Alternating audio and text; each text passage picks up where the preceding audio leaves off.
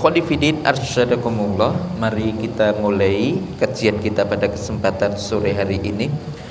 Bismillahirrahmanirrahim. Assalamualaikum warahmatullahi wabarakatuh.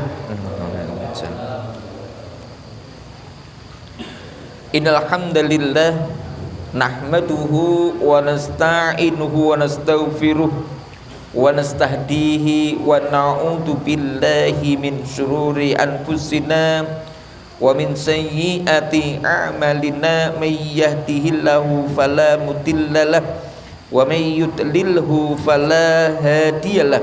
Asyhadu an la ilaha illallah wahdahu la syarikalah wa asyhadu anna Muhammadan abduhu wa rasuluh. Qala Allah Ta'ala fi kitabihi a'udzu billahi minasyaitonir rajim. Ya ayyuhalladzina amanu taqullaha haqqa tuqatih wa la tamutunna illa wa antum muslimun. Wa qala Allah Ta'ala fi ayatil ukhra ya ayyuhalladzina amanu taqullaha wa qulu qawlan sadida yuslih lakum a'malakum wa yaghfir lakum dunubakum wa may yuti'illaha wa rasulahu faqad faza fawzan 'azima. Ikhwani fillah arsyadakumullah, puji syukur kehadirat Allah Subhanahu wa taala yang masih memberikan kenikmatan, kesehatan, begitu juga kesempatan kepada kita semuanya sehingga kita bisa hadir, kita bisa datang, kita bisa berkumpul di rumah Allah ini dalam keadaan sehat walafiat dan dalam satu majlis yang sangat Allah muliakan, yaitu majlisul ilm. Semoga apa yang kita kaji, apa yang kita pelajari, Allah Subhanahu wa ta'ala jadikan kita sebagai satu bentuk amal soleh kita di sisinya. Salawat serta salam marilah kita aturkan kepada junjungan kita Nabi Agung Muhammad sallallahu alaihi wasallam yang selama ini kita ikuti tuntunan-tuntunannya, begitu juga yang kita tunggu-tunggu syafaatnya nanti di hari kiamat. Ikhwani fillah arsyadakumullah, kemudian melalui majlis taklim ini kami mengajak, mari kita jadikan majlis yang kita hadiri, majlis yang kita datangi sebagai satu sarana untuk meningkatkan ketakwaan kita kepada Allah. Atau dengan kata lain, bagaimana dengan hadirnya kita di majlis ini semakin menambah semangat kita dalam beribadah kepada Allah, atau semakin berkualitas ibadah-ibadah yang kita kerjakan kepada Allah Subhanahu wa ta'ala. Maka ikhwani fillah arsadakumullah, kalau dengan ngaji, kalau dengan hadirnya kita di majlis ilm, kemudian itu semakin menambah kualitas ibadah kita itu lebih baik, maka sungguh hadirnya kita di tempat ini nilainya seperti orang yang menunaikan haji. Ikhwani fillah arsadakumullah, kemudian selanjutnya kita nanti, tadi saya sampaikan bahwa bagaimana kita berusaha untuk bisa menjadikan kajian yang kita hadirin itu betul-betul semakin membuat berkualitas ibadah kita. Karena memang Imam Ahmad sudah mengingatkan kepada kita adalah menuntut ilmu itu hukumnya wajib, yang dengan ilmu itu supaya benar ibadah-ibadah kita. Maka agar ibadah kita benar, nanti insya Allah kita akan mengkaji satu kitab, ya. Jadi kita akan mengkaji syarah daripada kitab Safinatun Najah. Insya Allah kita akan mengkaji kitab Safinatun Najah, yaitu kitab berkaitan dengan fikih, ya. Jadi yang namanya fikih, kita ingatkan sekali lagi ya, yang namanya fikih itu artinya, ya, kalau Imam Syafi'i menyatakan, ya, yang dinamakan ilmu fikih adalah al ilmu bil ahkami syar'iyyati al amaliyati al muktasabu bil adilati tafsiliyati. Yang dinamakan fikih itu adalah ilmu yang berkaitan dengan hukum-hukum syar'i, hukum-hukum syariat, al-amaliyah, bersifat praktis, al-muktasabu, yang itu bersumber dari dalil-dalil terperinci. Itu namanya ilmu fikih. Ya. Maka kaitannya ikhwan fillah arsadakumullah, kalau kita berbicara fikih, maka itu nanti banyak sekali kita akan mengkaji kaitannya dengan perbedaan-perbedaan di dalam rangka kita melaksanakan syariat itu seperti itu ya. Maka nanti insya Allah lah kita panduannya, kita pegangannya nanti adalah kita akan mengkaji fikih itu, buku pegangannya adalah kitab Safinatun Najah ya. Nanti sarah-sarahnya nanti kita akan jelaskan kaitannya dengan persoalan kitab itu. Ikhwani fiddin arsadakumullah. Lah kemudian sebelum mengkaji kitab itu kita akan mengkaji kaitannya dengan penyusun kitab Safinatun Najah. Jadi Safinatun Najah ini termasuk kitab praktis ya, yang merupakan sumber rujukan juga dalam mazhab Syafi'i, begitu ya. Walaupun nanti mazhab Syafi'i, tapi kita juga akan kita kembangkan dengan pendapat-pendapat yang lainnya. Lah, penyusun kitab Safinatun Najah itu namanya Syekh Salim bin Abdullah bin Sa'ad bin Abdullah Ibnu Sumairi Al-Hadrami Asy-Syafi'i, yang beliau itu lahir di wilayah di Asbaha, yaitu satu kampung, satu nama kampung dari kampung-kampung yang ada di Hadramaut ya, Hadramaut ya, yang dimana akhir hayatnya Syekh Sumair Syekh Sumair Al-Hadrami itu beliau wafat atau meninggal itu di wilayah Batavia. Batavia itu mana? Jakarta. Iya. Jadi orang Hadramaut wilayah zaman, tapi bisa meninggal di Batavia. Jadi Syekh Sumair Al-Hadrami ini itu seorang ulama, tapi dia juga termasuk adalah pakar militer. Dia penasihat kerajaan di bagian kemiliteran ya. Bahkan beliau pernah diutus untuk beli persenjataan di wilayah India. Syekh Sumair Al-Hadrami ini yang namanya pemerintahan ya, itu ya ada istilahnya itu adalah naik turun ya. Mungkin hari ini seseorang itu bisa cocok dengan kepala pemerintahan, tapi bisa jadi suatu saat ada ketidakcocokan. Itu namanya politik. Begitu juga sama ya, satu waktu beliau itu dipercaya, tapi di satu sisi beliau itu ada ketidakcocokan dengan pemerintahan yang ada, sehingga akhirnya beliau melakukan satu bentuk safar perjalanan dakwah itu ya. Beliau melakukan perjalanan dakwah, di antaranya ke India ya, kemudian selanjutnya melakukan perjalanan lagi hingga sampai ke Batavia, hari ini Jakarta ya. Dan beliau meninggal pada tahun 1271 Hijriah ya, 1271 Hijriah. Itu pada saat itu seperti itu ya. Kemudian di sana beliau banyak berdakwah ya, jadi berdakwah, menyampaikan ilmunya ya, di antara juga mengembangkan kitabnya namanya Safinatun Najah. Itu biografi sederhana beliau. Kemudian ikhwani fiddin arsadakumullah, di dalam kitabnya beliau memulai menulis kitabnya itu diawali dengan basmalah ya, basmalah. Sebagaimana kita, kalau kita ini kan kalau cah sekolah itu biasanya kalau arep menulis kan dure ditulisi bismillah. Dasarnya apa? Kenapa kita perlu ya mengawali tulisan kita itu dengan basmalah? Beliau juga menjelaskan itu alasannya dua perkara, sebabnya dua hal. Yang pertama adalah Beliau ya, beliau itu mengikuti Al-Qur'an.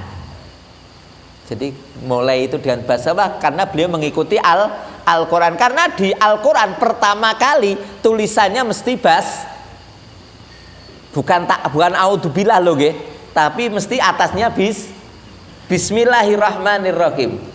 Iya, Bismillahirrahmanirrahim. Ya, ini kalau di dalam kitab namanya Kasifatus Saja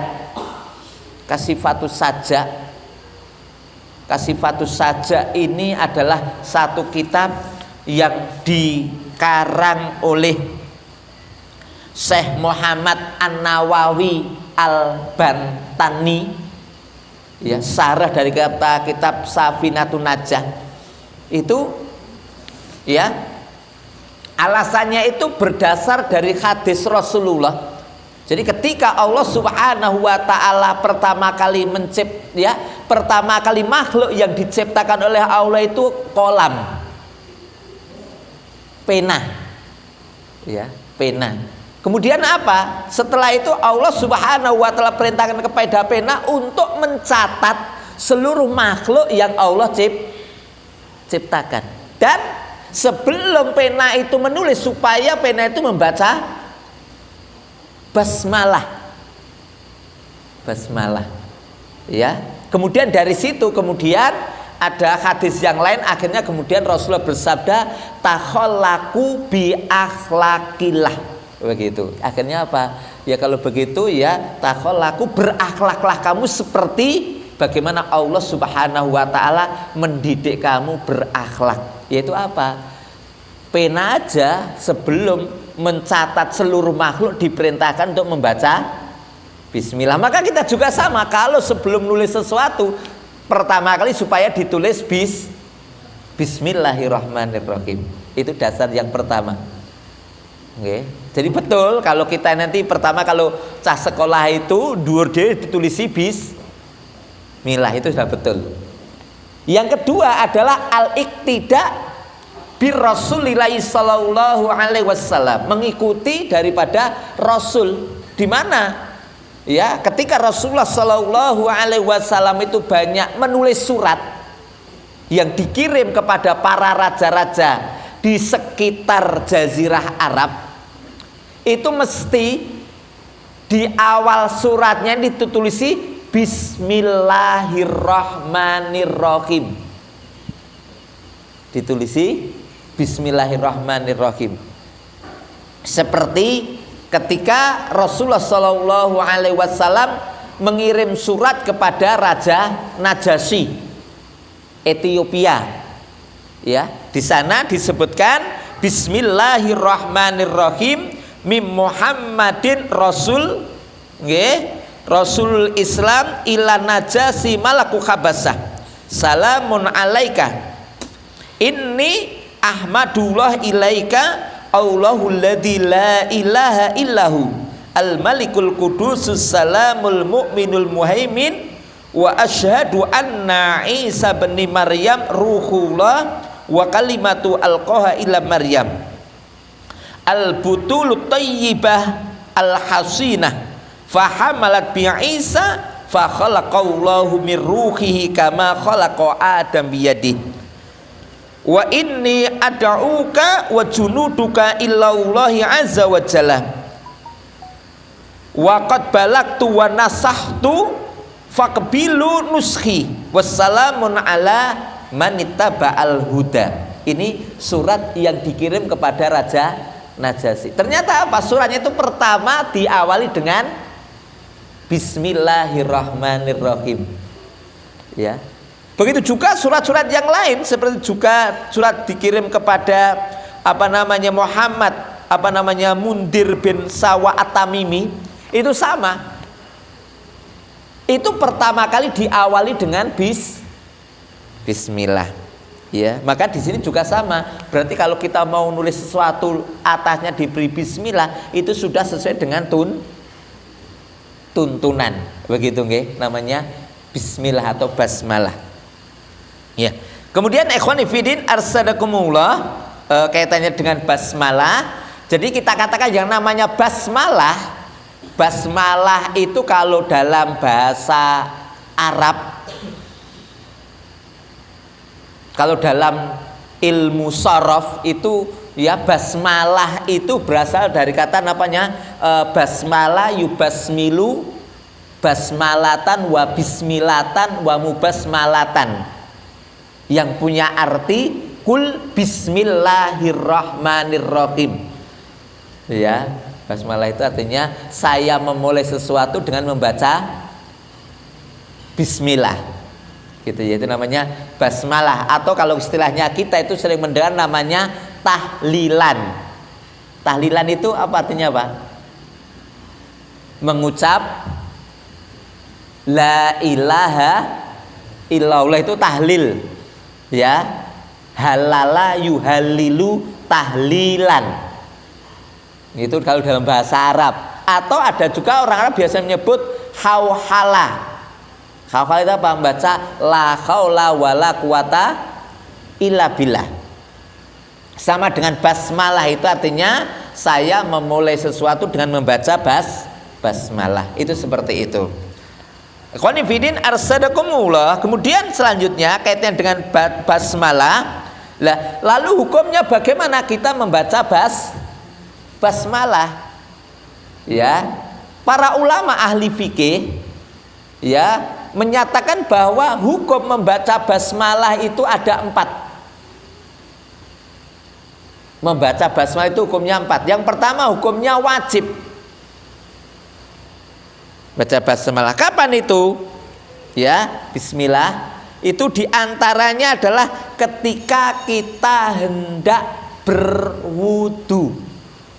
Di dalam mazhab Syafi'i itu bahwa sebelum wudu membaca bismillah hukumnya wajib. Sebelum berwudu atau sebelum mandi besar. Kayak kita ini mau hari Jumat, itu kan mandi keramas, supaya membaca basmalah. Lalu dasarnya mana? Ini dasarkan kepada hadis yang diriwayatkan oleh Imam Ahmad, Abu Dawud dan Ibnu Majah. Dinyatakan di sana an Abi Hurairah anin Nabi sallallahu alaihi wasallam qala la sholata lima la wudu alah wala wudu lima la yadkurismaullah alaih. Yang artinya dari Abu Hurairah dari Nabi sallallahu alaihi wasallam qala, bahwa Rasulullah telah bersabda la sholata, tidak ada sholat, tidak sah sholat bagi seseorang yang tidak berwudu. Artinya apa? Kalau dia hadas harus berwudu. Wala wudu'a, dan tidak sah wudu seseorang, tidak diterima wudu seseorang ya bagi siapa saja yang sebelum wudunya tidak membaca basmalah. Gitu nggih. Jadi di sini ya kalau dalam mazhab Syafi'i membaca basmalah sebelum berwudu hukumnya wajib. Itu seperti itu. Ini hadis rawahu Ahmad, Abu Daud dan Ibnu Majah. Kemudian yang kedua, kadang membaca basmalah itu hukumnya haram. Kadang membaca basmalah itu hukumnya haram. Kapan itu? Umpamanya loh ya. Ya, neng pinggir dalan ki enek wit pelem, enek pelem mangklung. Ya, lah itu pelemnya bukan milik kita. Pokoknya mangklung neng dalan, kemudian pas arep gopek mencolotke karo bismillahirrahmanirrahim. Ya, itu berarti apa, Pak? Nyolong itu haram. Ya, jadi haram hukumnya ketika melakukan perbuatan dosa diawali dengan baca basmalah, ora oleh itu. Jadi ya, tidak boleh ya. Jadi berbuat haram, berbuat dosa diawali dengan baca basmalah tidak diperbolehkan. Haram hukumnya. Ya. Atau ketika ya sama mau minum khamr membaca bismillah, enggak boleh, haram hukumnya. Itu yang kedua ya. Yang ketiga, kadang juga membaca basmalah hukumnya makruh. Kapan itu? Ya. Jadi ketika mau makan pete pakai bismillah, bismillahirrahmanirrahim, nggak boleh. Karena pete hukumnya makruh. Ulah lah kalau pas mangan botok landing lah nggak boleh bocah bismillah. Landing kan ambune kan kayak pete toh nggih. Jadi ya nggak boleh ya. Jadi itu makruh hukumnya. Iya nggak boleh. Iya makruh. Juga sama ya. Mungkin kalau kita ini kan kalau yang sudah umur 40, 50 ke sana itu kan rambutnya mulai putih. Tulung iki rambutnya bapak sing putih cabutono ngono to nggih. Lah anake pasarnya putih maca bismillah enggak boleh. Iya, enggak boleh karena mencabuti uban itu dilarang atau makruh. Ya, jadi tidak boleh. Jadi ketika melakukan perbuatan makruh membaca basmalah enggak boleh. Terus nggih. Kemudian yang keempat, ya kadang membaca basmalah hukumnya sunnah, dianjurkan. Kapan itu? Ya, yaitu ketika kita hendak melakukan pekerjaan-pekerjaan yang penting. Pekerjaan yang nilainya baik. Ya, nilainya baik. Itu dengan syarat kapan kita itu dianjurkan baca bismillah. Pertama adalah ketika kita mau melakukan perbuatan-perbuatan yang penting atau sesuatu yang itu nilainya baik. Ya, itu dianjurkan kita membaca basmalah. Ya, bahkan kita itu supaya dianjurkan adalah supaya membiasakan diri mau melakukan sesuatu supaya membaca basmalah. Makanya betul kalau orang tua kita itu saben arep geser semela arep ngadeg terantanan karo bismillah kan ngono nggih. Ya itu betul. Ya, boleh betul itu ya. Itu seperti itu. Ya, itu memang disunahkan seperti itu. Pokoknya setiap kali kita itu mau melakukan aktivitas apa saja yang sifatnya itu baik supaya membaca basmalah. Itu kemudian ya. Jadi ini ikhwan fillah arsadakumullah kaitannya dengan basmalah. Lah kemudian apa sih makna basmalah? Ya. Jadi ikhwan fillah arsadakumullah atau ya kenapa kita ini setiap kali mau memulai sesuatu perlu membaca bismillah? Yang pertama adalah ya pertama basmalah itu wujud kita itu minta pertolongan kepada Allah. Atau yang kedua, agar apa yang kita lakukan, pekerjaan yang kita lakukan itu betul-betul memberikan keberkahan, kebaikan kepada kita. Karena ketika kita baca bismillah itu artinya biaunillah, karena pertolonganmu ya Allah saya bisa mengerjakan ini. Karena pertolonganmu ya Allah saya bisa begini dan begitu. Ya berarti apa? Orang yang ya setiap kali melakukan kebaikan membaca bismillah itu berarti tauhidnya bagus. Kenapa? Dia senantiasa minta pertolongan kepada Allah. Iya. Jadi ini melaksanakan daripada surat Al-Fatihah ya, iyyaka na'budu wa iyyaka nasta'in. Ya, hanya kepadamu ya Allah kami beribadah menyembah dan hanya kepadamu lah kami mohon pertolongan. Jadi setiap kali mau baca bismillah. Iya, berarti tauhidnya bagus itu. Justru kalau kita itu samben ngopo-ngopo ra maca bismillah itu berarti tauhidnya di apa itu? Dipertanyakan karena seakan-akan kita ini bisa berbuat melakukan sesuatu seakan-akan itu di luar pertolongan Allah. Berarti seakan-akan ada penguasa selain Allah yang bisa menolong kita. Wah ini bahaya itu. Ya. Padahal kita tahu kita bisa berbuat, kita bisa melakukan sesuatu karena kehendak Allah Subhanahu wa taala. Insya'akana wa in lam yasha' lam yakun. Jika Allah menghendaki itu bisa terjadi, kalau Allah tidak menghendaki tidak terjadi.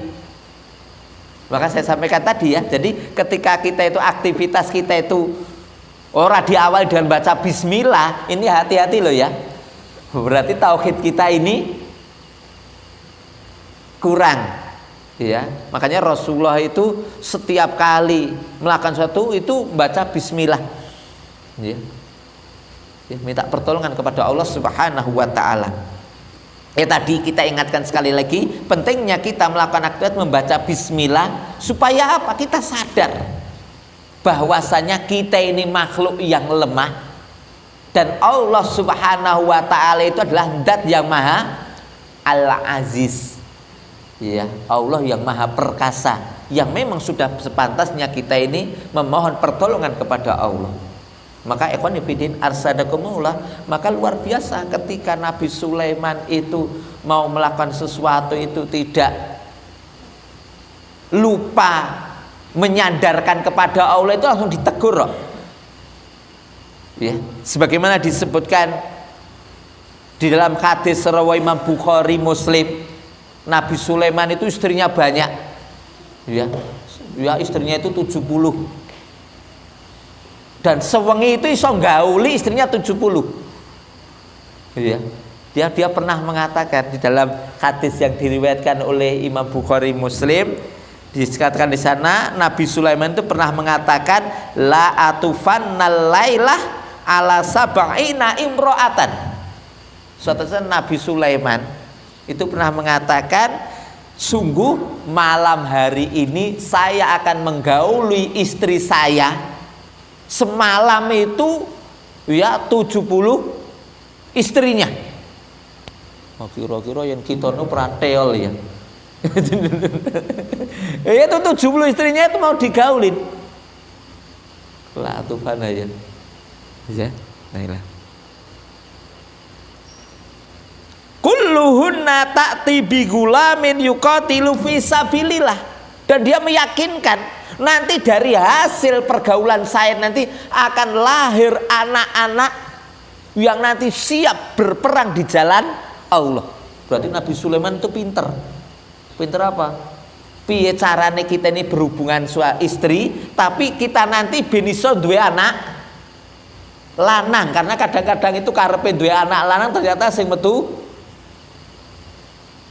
Lah kan gitu ya, walaupun kita ada ikhtiar, walaupun memang itu pada tangan Allah, tapi manusia diperintahkan ikhtiar. Bagaimana agar kita ya ketika kita itu berhubungan kemudian kita menginginkan anak laki itu mesti ada teknisnya. Tapi Nabi Sulaiman wis ngerti. Sungguh saya nanti akan ya saya akan menggauli istri saya dalam semalam itu 70 orang, dan dari hasil pergaulan saya nanti ya akan lahir anak-anak yang mereka siap berjuang di jalan Allah. Berarti kalau yang berperang kan laki-laki toh. Itu begitu. Maka apa? Berkatalah kepada dia saudaranya, temannya. Siapa itu? Malaikat. Ya, malaikat mengingatkan. Kul insyaallah. Nabi Sulaiman tolong, kalau kamu mengerjakan sesuatu itu sebelumnya, setelah kamu kemudian bilang jika Allah menghendaki. Ya. Falam yakul wanasiya. Ya. Jangan sampai kamu mengatakan kemudian kamu lupa. Ternyata betul Pak, ketika beliau itu lupa membaca insya Allah, ya, ternyata apa? Yang sak durunge itu wonge keker kuat, itu ternyata apa? Sing bisa digauli hanya satu orang istrinya itu loh ya. Satu orang istrinya saja. Padahal biasanya itu 70 itu sewengi kisah kuat itu. Karena dia tidak mengucapkan insya Allah, ternyata hanya satu orang istrinya saja. Iya. Dan itu pun ya lahir seorang anak itu yang setengah manusia, gitu. Ya karena lupa membaca insya Allah. Coba nih, masya Allah. Jadi ini kita ingatkan ya. Maka di sana Rasul bersabda, demi Allah, Rasul menyatakan yang nyawaku di tangannya, seandainya Sulaiman mengucapkan kata-kata insya Allah, niscaya dia tidak akan gagal dan akan tercapai hajatnya. Ya termasuk tadi ini bismillah ya. Jadi bismillah itu betul-betul kita ini bersandar kepada Allah Subhanahu wa taala.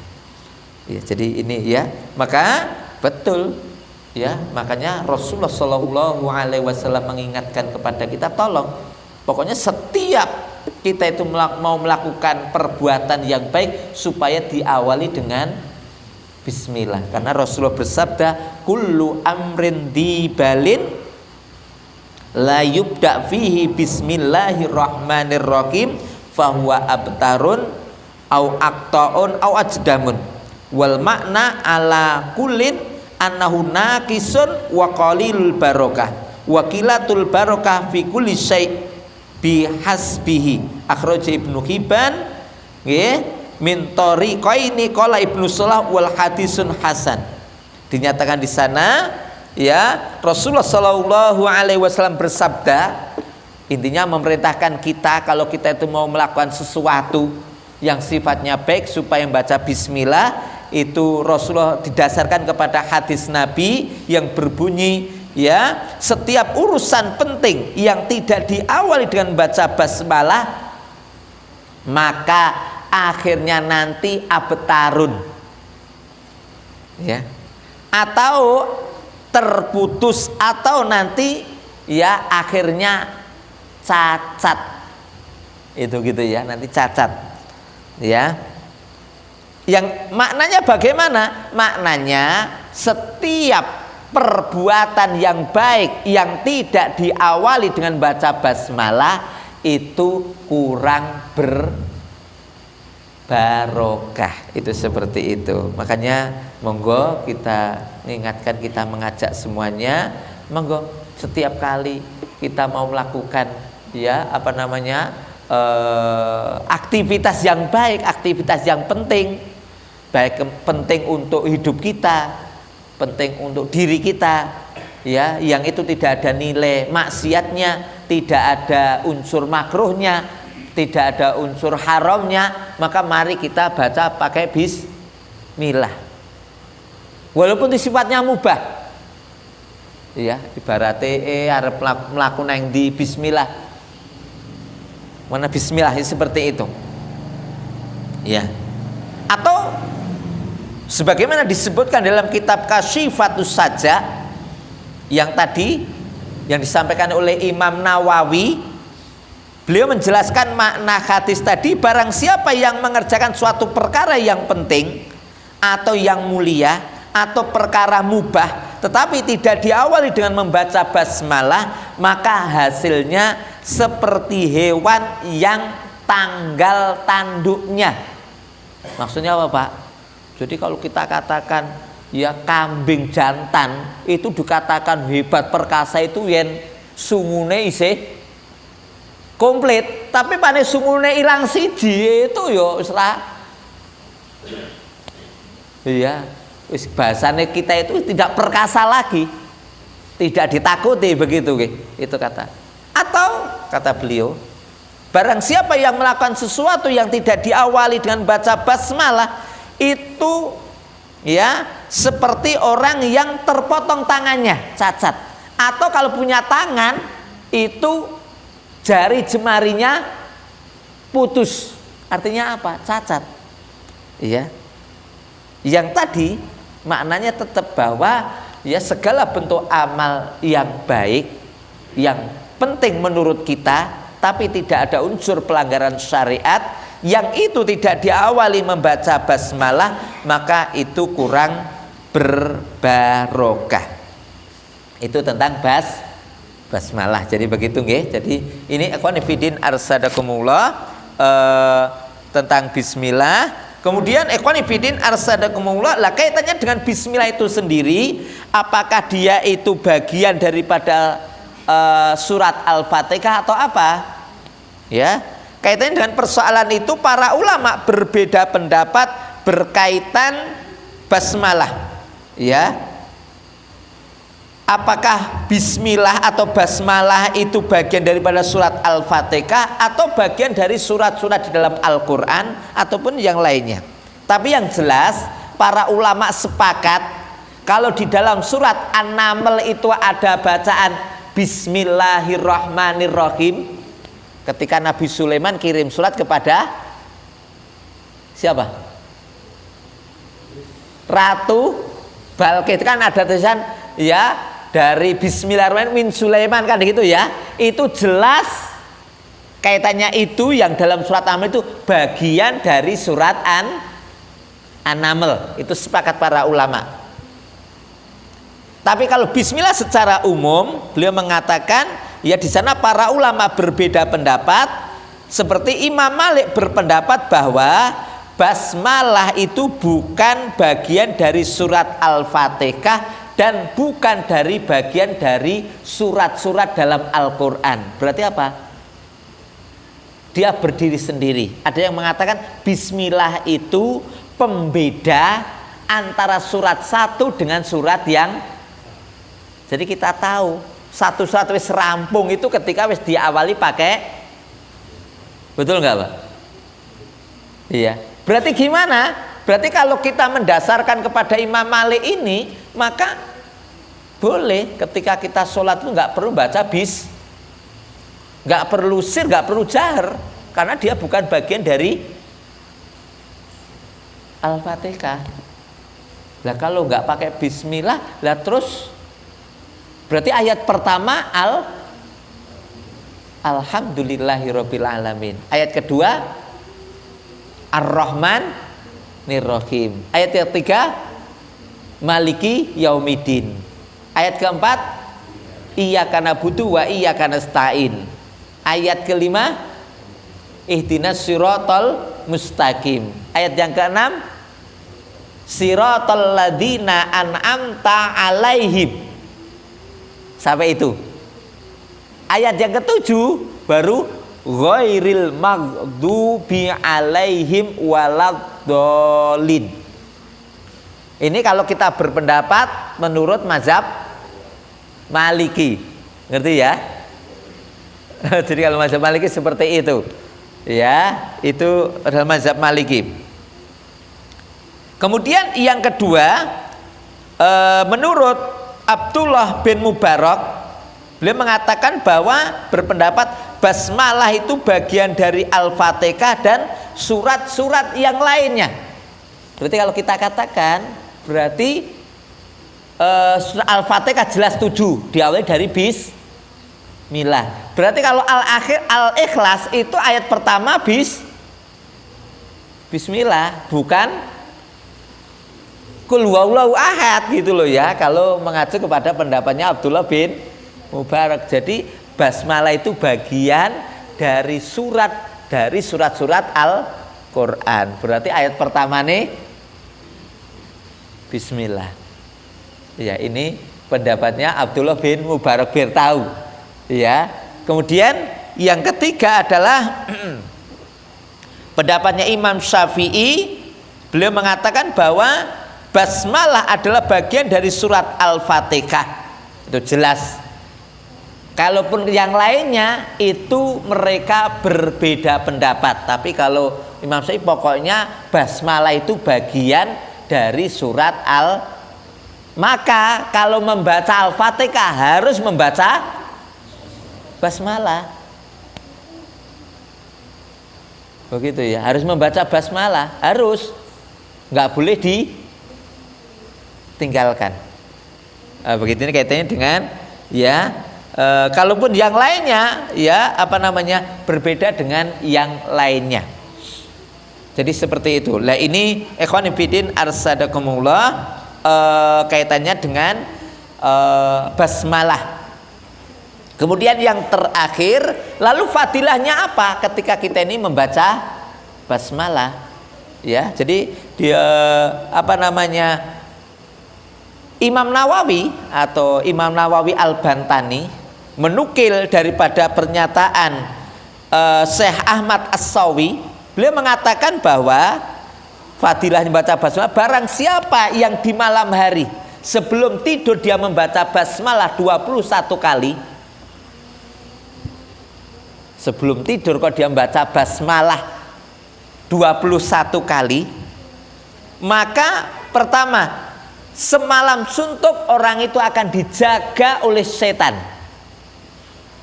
Ya, itu kata beliau begitu ya, yang pertama. Yang kedua, ya, rumahnya akan dijaga oleh Allah dari pencuri. Ya, itu dengan baca basmalah. Yang ketiga, ya, dia akan terjaga dari kematian mendadak.